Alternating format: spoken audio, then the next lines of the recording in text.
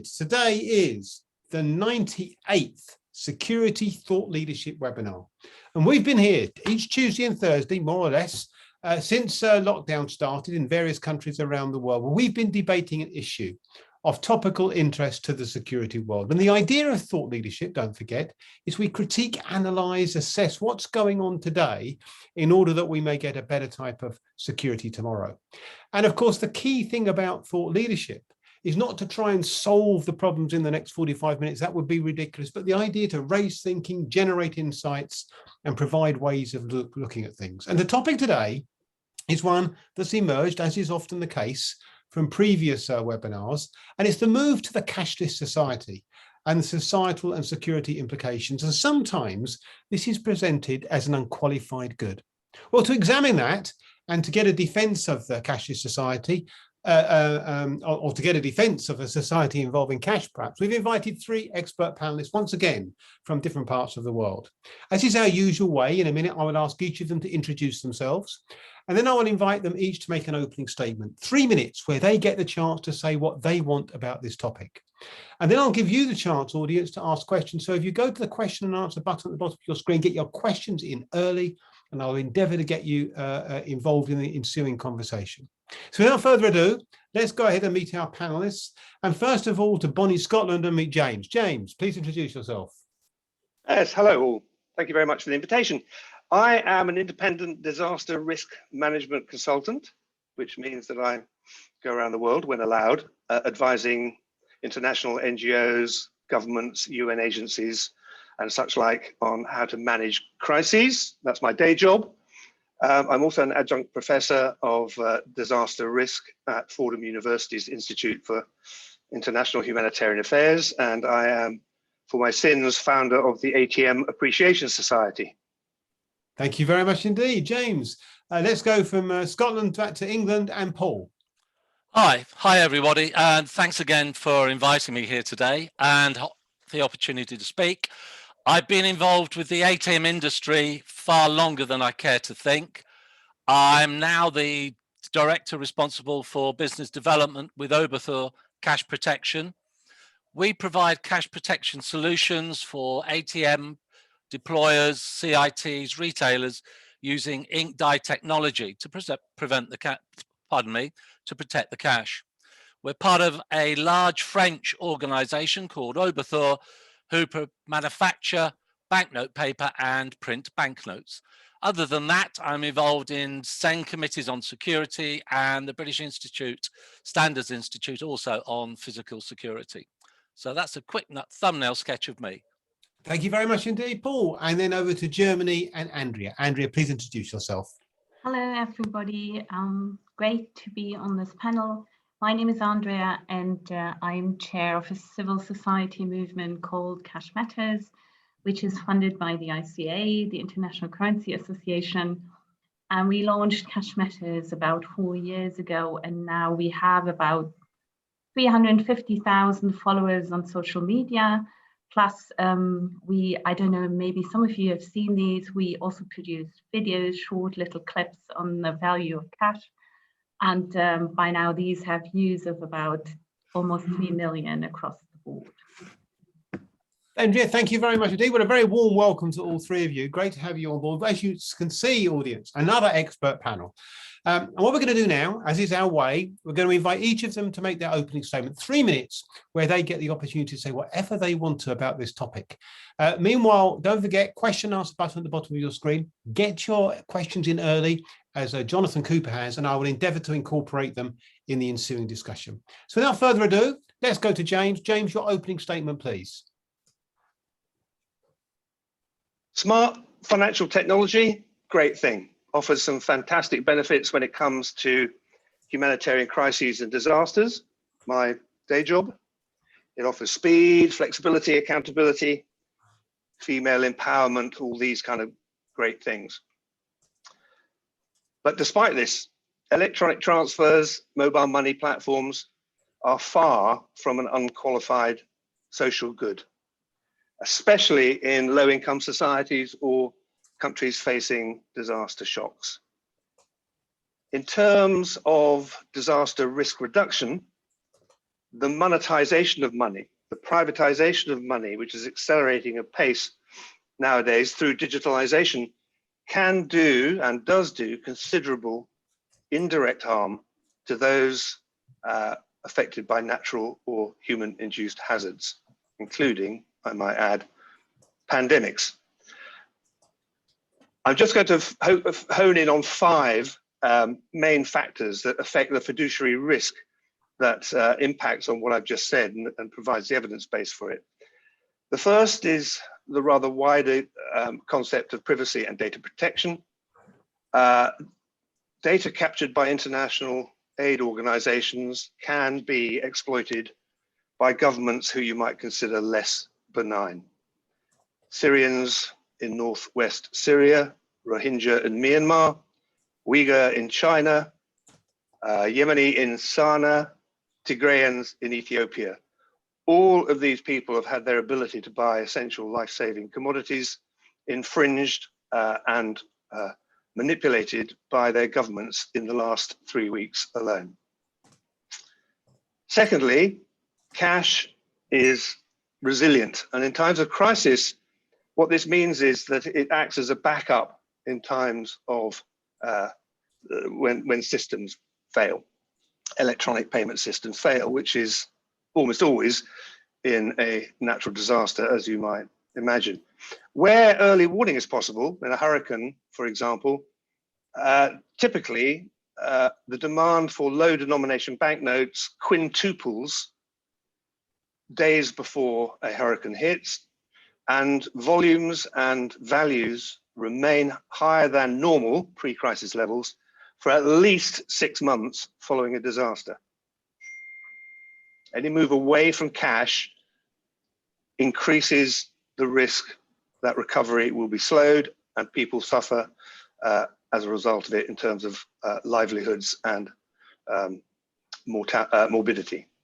Thirdly, cash doesn't discriminate. It's trusted and it works. At least half the world's adult population did not make an electronic financial transaction last year. And many of those are the people I work on behalf of. Cash doesn't rely on expensive smartphone data packages, fragile apps, lack of interoperability, unreliable access to electricity or the internet. And over 90% of humanitarian cash transfers, which are the default way of providing social protection support nowadays. We don't give buckets and blankets anymore. We tend to try to give cash. 90% are cashed out by the recipients. This is because they have no other option but to transact in cash. Fourthly, cash is more efficient, by which I mean in a number of effects, but a number of ways. But the most important is that the physical currency recirculates in local markets, markets which in crises are themselves trying to recover, and exert multiplier effects of at least 2.13 of nominal face value. So at least 2 times, even as high as 3 times that. Digital payments, electronic payments cannot do this. The multiplier effect is A, not as much, and B, if it's felt at all, it's felt either in the capital or in a foreign country. And finally, cash is crucial for reducing vulnerability to disaster through the current strategy of financial inclusion. A good thing, no doubt, although I am agnostic on it. Electronic payments stimulate overborrowing. It's not just they have an impact on people's budgetary capacity, they stimulate overborrowing. And at least 20% of refugees in and around northern Kenya default on loan repayments, which means that they end up financially excluded because they lose their credit rating. And this only serves to deepen the gulf between those who have and those who have not. So as a final statement, for me, as a professional disaster risk manager, working with disaster risk reduction policies the world over, it's becoming clearer and clearer every day that cash adds sustainable value to societies in crises, which electronic payments simply cannot and do not do. Thank you very much indeed, James. Absolutely excellent. Really some key points there, and plenty to come back on. Don't forget, audience, question answer button at the bottom of your screen, and I'll endeavour to include you. Okay, let's go then to Paul. Paul, your opening statement, please. Right, following on from James, who I think gave a very good defence for the retention of cash certainly in certain environments. I think there's been a lot in the press about the demise of cash, certainly across Europe and the US. And I think, to go back about Mark Twain, I think the reports of its death are greatly exaggerated. However, I think we have to be realistic and accept that there is this movement towards the cashless society. We're seeing it in Sweden, we've seen it in China. But cash is possibly the only safe and inclusive method of payment that there is, which I think James was alluding to. However, I think we have to consider now also what has been the impact of COVID-19. We have seen the growth in electronic payments rise considerably across Europe and in the US. Even Germany, which is renowned for being a cash society and not use credit cards, they have moved towards contactless payments, digital payments dramatically, albeit they are still have approximately twice the average number of cash transactions in the rest of Europe. So what is going to be the outcome after COVID? Asda, which is a large retail chain in the UK, announced recently that they expect that COVID has moved the cause for the cashless society forward by 10 years. Others talk of 5 years. So what is the social winner, the impact? I think James has talked about in areas like Kenya, but also we still have that in Europe and in the UK. ATM transactions during COVID fell by 81% in London. However, in the poorer parts of Manchester, it only decreased by some 24%. So I think that illustrates that even in the UK, there are areas where cash is a requirement. Even if you've got a bank account, you still need cash to survive. So I think there's that impact. The other one is, again, I think been raised before, but is that society, Big Brother, they can actually see every cent, every penny you spend. And I'm not sure many societies like that idea. So the other thing is we have to keep providing cash to those people that don't want to move to digital. It makes it more expensive, possibly higher risk. In the UK, for example, we're trying to move away from checks to a checkless society, and that is taking years. You've got to consider not just the young, but you have to consider the old members of your society. So security. In the past, how do you prove who you are? There used to be the idea of fingerprint technology. Then it became iris. Then it became finger vein technology. Then it became palm vein technology, all of which have been seen to fail. So therefore, I'm not sure there is the security solution. I think what is happening and will happen, if I had a crystal ball, is that the central banks are all looking at digital currencies. They will all come out with their own security solutions and impact those onto their users. Personally, I think it's likely to be at the point of use rather than centrally, simply because it may mean it's not as easy to hack as it would be if all this data was held in the central reserve. And the final point is that we have seen instances in Australia and in Strasbourg in Europe where big data centers, regardless of all the support in place, have crashed and the systems have come to a grinding halt. So that brings me to the end of my initial statement, and back to you then, Martin. Thank you very much indeed. Excellent, excellent, excellent. So getting a good insight here now. So some of you have already got your questions in. Do please get them in early, and I'll endeavour to come to you after we've heard from our third panelist and her opening statement. Andrea, please to you. Thank you, Martin, and thank you, James and Paul, for already pointing out these valuable points about cash.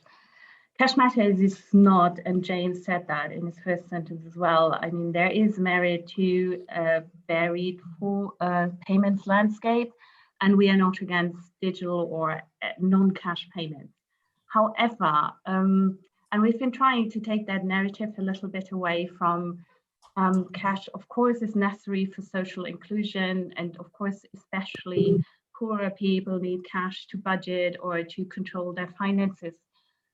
For me and for Cash Matters, we published a paper about 2 years ago almost about virtually irreplaceable cash as a public good. And for me, that's basically the most important point about cash. Cash is the only form of payment that guarantees personal independence and freedom. And for me, it's an indispensable pillar of any democratic society. It's the only form of payment that functions completely independently of the issuer. Canadian economist Pierre Lemieux once stated that it's an intriguing fact that the availability of government currency provides protection against government intrusion itself. So cash is the only form of payment that gives you sovereignty over your money, the only one. Cash is also a public good because, and even in economic terms, it's non-excludable because its function as a means of payment of transfer of value works without compensation. And cash is also non-rivalrous because its use by one person does not preclude its use by another. Everyone can use cash at the same time, just not the same banknotes. So apart from this portfolio of arguments for cash that is very important, disaster recovery. I mean, we saw this development. We don't only see it when we have natural disasters as in developing countries or also in the States, but we also saw it during the pandemic. I mean, cash in circulation rose dramatically all across the world. If you look at the central bank figures, it was the highest in the EU since 2008 when we had the big financial crisis. People trust cash, James mentioned that as well. And I think another reason why Cash Matters is so passionately fighting for cash is it's the only form of payment that actually, in quotation marks, doesn't earn any money. I mean, every other form of payment is profit oriented. And looking at what's happening around the world, I don't know who of you has heard of the Better Than Cash Alliance.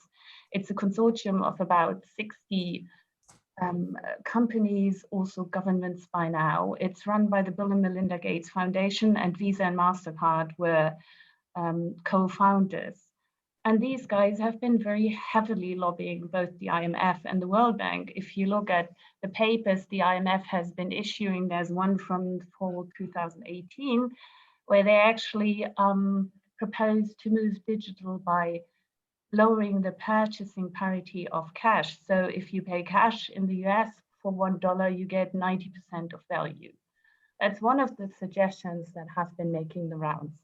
And the reason for all of this is, of course, that it's a lucrative market.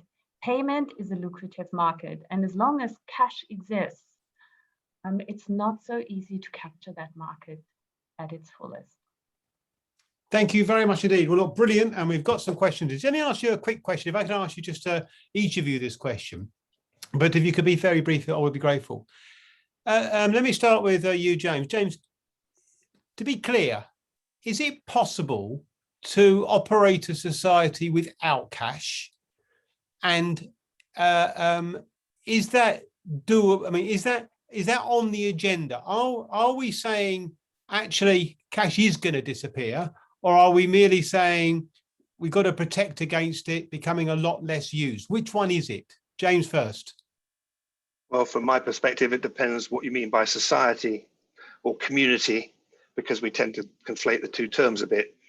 And the short answer is we're already doing it. A refugee camp is a closed community, but it's also in a closed loop in terms of cash cycling. And we were talking, or Paul was talking earlier about biometrics.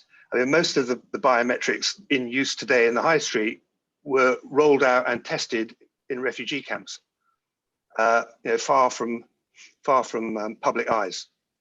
The costings, the technologies, all these things are tested. So right now in the Pacific Islands, they've had a terrible few years in terms of hurricanes sweeping through, as well as sea level rise.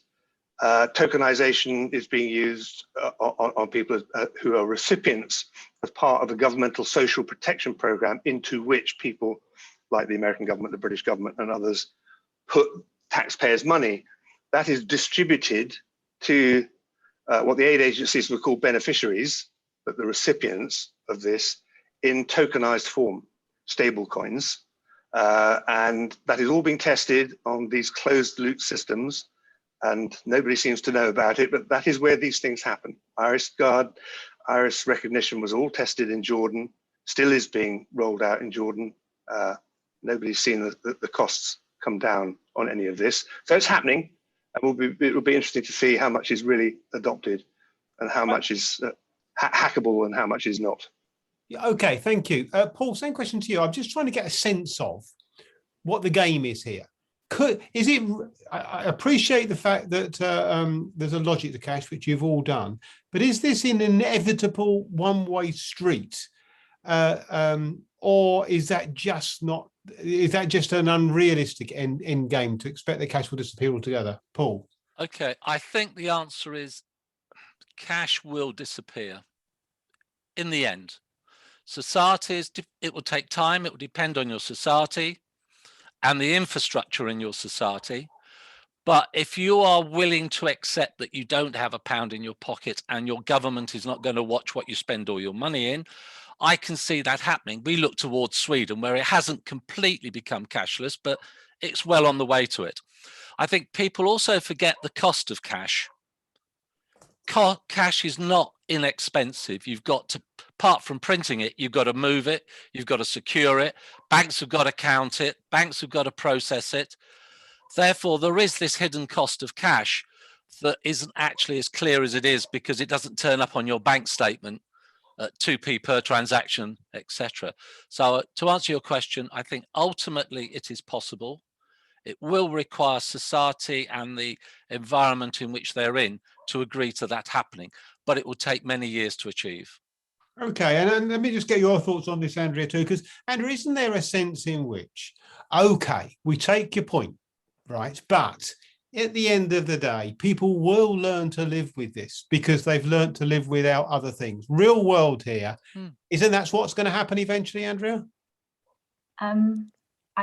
Well, that depends on what you look at, actually. Paul already made the point of looking at various regions in the world, and James did as well. So it may happen, if you talk about the global north, it may happen faster, also in China. But I think there are many people, especially in Europe too, who slowly are becoming aware of the dangers of a cashless society, as just pointed out by all three of us. Plus, I think China is kind of what's happening there at the moment, using cashless payments or all the WeChat Pay, Alipay platforms, and the cryptocurrency or the digital currency that the Chinese People's Bank of China is introducing, and using that for the social scoring of people. It's also, I think, making many people a little kind of leery of this kind of stuff. So we might have a population or populations across the world waking up to the fact that being cashless is not really a very good thing. And I agree. I mean, contactless has been the death of cash in the Netherlands and in the UK. For example, if you look at the figures in the UK between 2015 and 2018, I think cash usage dropped by about 30% ever since contactless was introduced, because it's easy, it's fast, it's cool. People like to use it. And Sweden, of course, Paul already made the point. I think it's 2% of GDP still, which is ridiculously low compared to 9 to 11% on average in other countries, the use of cash. And Paul, you're right, cash costs money, but let's not kid ourselves. I mean, cashless also costs money. You have to set up infrastructure, you have to set up security. If you look at all the data breaches and the hacks, that also costs money. It just never shows up because the business models by all the big credit card and non-cash payment providers is to simply replace the losses without making any noises about it. And they don't even show up in their balance sheet. So we never know how expensive this really is. Interesting. Okay, thank you very much indeed. Let's go to the audience. I'll come to you first, Paul, with Jonathan Cooper. And he says, I'd like to hear the view of the panel regarding the possibility of negative interest rates in a cashless society. Okay. Currently, it would be possible to withdraw cash and protect yourself from haircutting or stealth tax. Are people really happy to pass such power over to their banks? That's a different angle on it. I'll come to you first, Paul, so then Andrea, you're nodding, so I'll come to you second. Paul, your thoughts first. I need a second to think about it. I think if you look at what's just happened with COVID, there's more cash in circulation now than there was before, but people aren't using it. So I think there is an element that people have got the €100 notes piled up underneath their beds.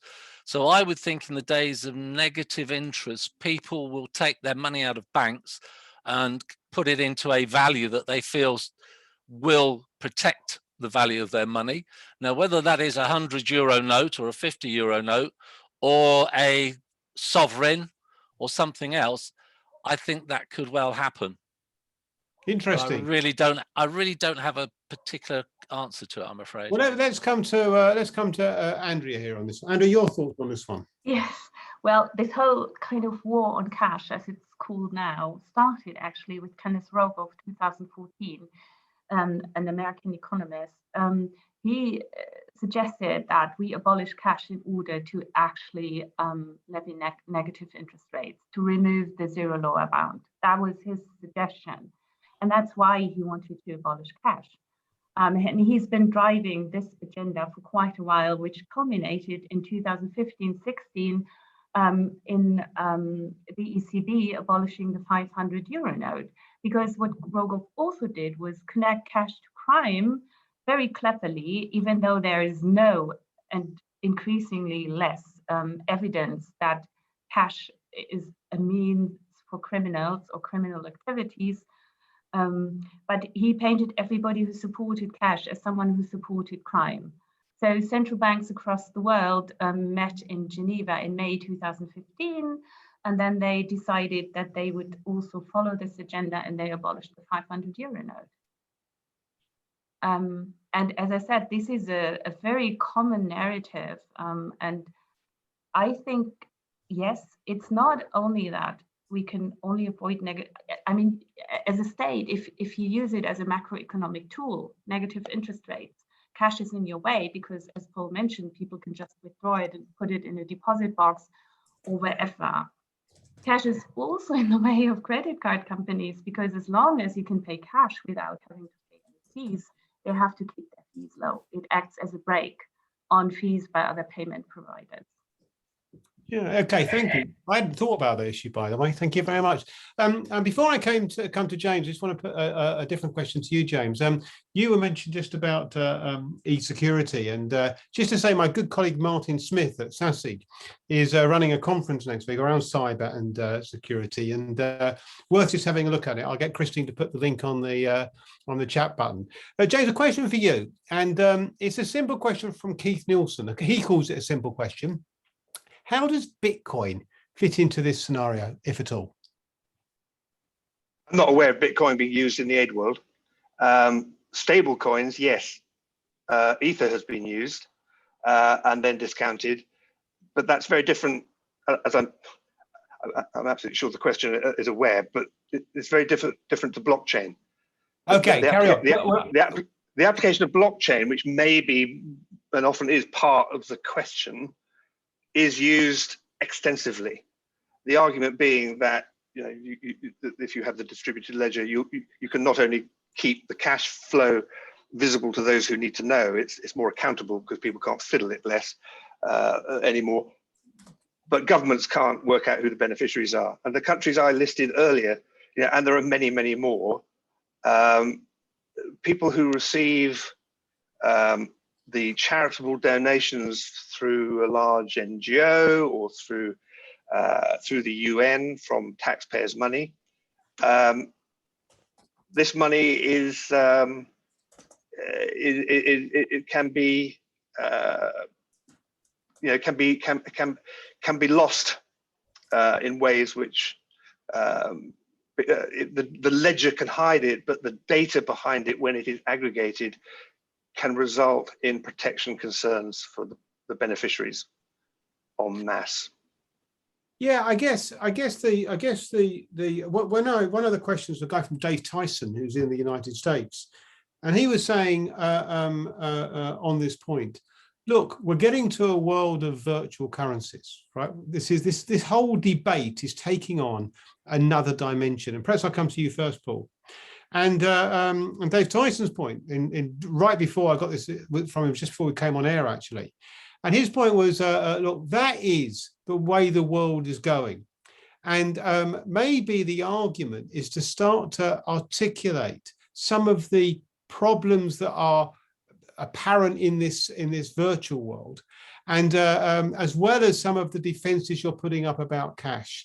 And he's wondering whether the argument about all this is being lost by because a lot of what you said today is actually interesting and new for many of us, and certainly new for me. And I'm just wondering whether we're so involved in the world of virtual, we're just going to get, the argument's going to get lost, Paul. And maybe we need a new way of addressing the narrative on this.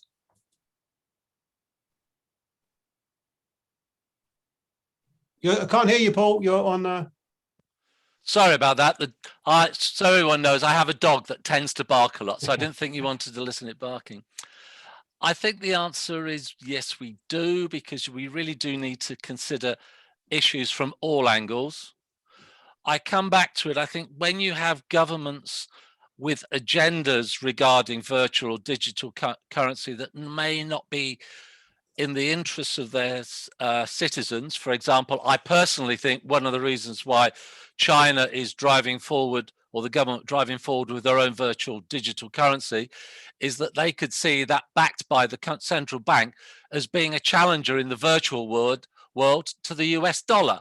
So I think the answer is yes, we do need to have a different viewpoint, and we need to look at it from all angles. Yeah, I mean, I'm interested in this point about the narrative here, Andrea, just the way that we're discussing this. Do you think, if I could say there's your world here that is putting forward the case for cash on this webinar crystal clearly, needs to think about the way it's engaging with the populace? I mean, maybe it's not obvious to many people that this is such an important element and it's such a big deal. Maybe there's a different narrative needed. Andrea? Well, yes, that's the narrative we're driving at Cash Matters, and that's why we actually founded Cash Matters. As I mentioned, the Better Than Cash Alliance, I mean, all the non-cash payments and also all the virtual payments, if you look at the media, nobody ever reports on cash because it's just kind of been there forever. And it's not cool, whereas like every new fintech going bust or not, every new virtual or cryptocurrency is totally exciting. So there is always coverage on these. And of course, the marketing budget, there's no marketing budget for cash, you know, nobody is promoting cash. That's why we founded Cash Matters. And we are small. I mean, we have a very small budget, but we're doing our best to establish this narrative that cash is really indispensable for a free and open society. And that's what we've been driving.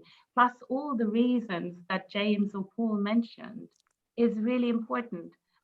That's also why we're doing all these social media outreach. As I said, we have 330,000 followers on Facebook, for example.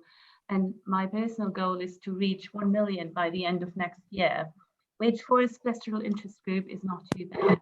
So yes, we need to carry this out in the world, and we need ambassadors for cash. I'm totally with you on that one.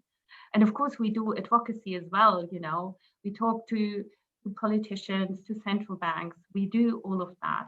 It's just that I think central banks are somewhat in a quandary as well, because everybody has been talking about digital currencies. And the pandemic, of course, was the perfect platform for non-cash payment providers to malign cash.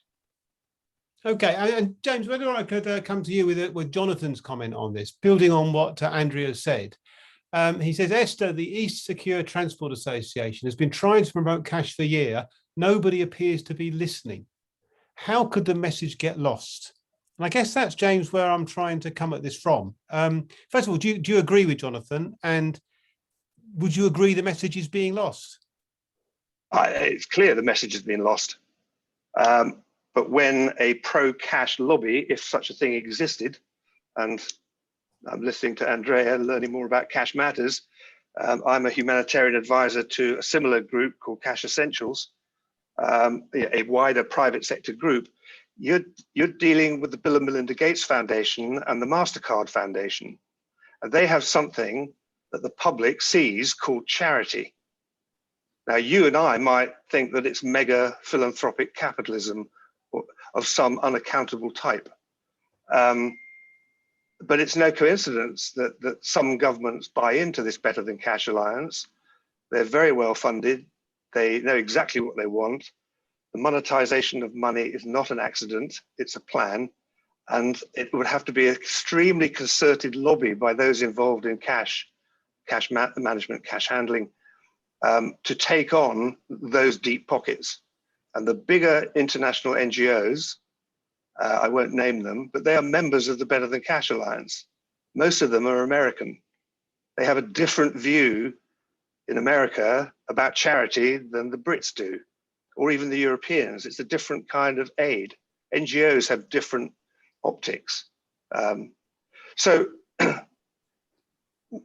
you're asking David to take on Goliath, and don't forget who's funding who. Who does the Bill and Melinda Gates fund? Who is reliant on that funding? Just ask yourself that. Okay, thank you. Interesting point. Interesting. Just I was interested. Yeah, Paul, you want to come in? Please do. Yeah, I do. Listening to it, I think we're all talking about big business, etc. But I think we've got to think of the people at the other end. And I will say there are other organisations looking to promote cash. The ATM industry, the ATMIA, our industry association, is putting a lot of effort into promoting cash. Is that I would have as a guess, Martin, you and I, when we were younger, we were paid our pocket money in cash, and we knew and we spent it. My grandkids don't. They get it on their phone or their cards. They're not being brought up in a cash society. So to them, they don't see they're losing anything. They're in a digital society. And I'm not sure how, whilst we're talking about Melinda Gates, etc., this is the up and coming generation. And those are the ones that I think will happily, possibly sleepwalk, as you might say, but they will go into a cashless society quite happily.